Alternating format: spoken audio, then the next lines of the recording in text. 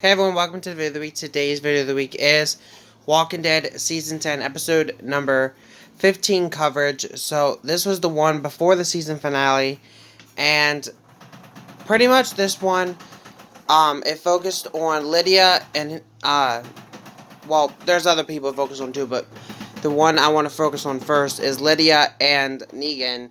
And those two were kind of like avoiding each other at first throughout this episode.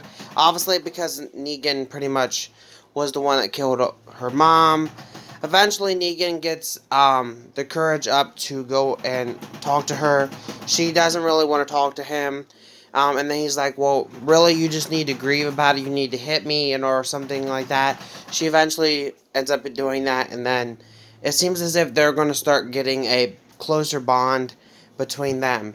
Meanwhile, while all this is going on, Judith also tried to talk to Lydia, but really didn't see eye to eye with her right away, I'm assuming. Then she goes off on her own. She left a note to Father Gabriel, but she went off on her own to find Daryl, who's out scouting for whispers and stuff. She runs into Daryl and all that, and then she ends up helping Daryl, but she doesn't like how Daryl kills this one whisper and leaves her in a ditch, pretty much to lay there, even after she's dead. Then she reveals that she's afraid that Daryl and them are going to leave, and Daryl says that he's not going to do that.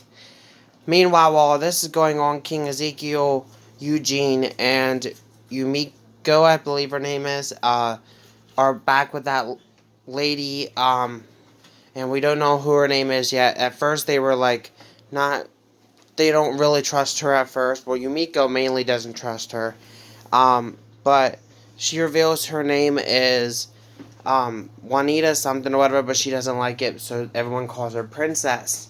So Princess then tells her that they have a way of getting some wheels or some transportation, because Princess ends up spooking away their horses. Well, they end up trusting her and going with her, but she ends up accidentally leading them onto a minefield. They end up making it through the minefield into this garage where there's bikes. So they do end up trusting her at the end, but in a way they have some disagreements along the way, because they feel like she was intentionally trying to do some harm to her or to them or something like that, but she really wasn't. And then they ask her to join them, and she says yes. And meanwhile, also while all this is going on, Carol goes out to help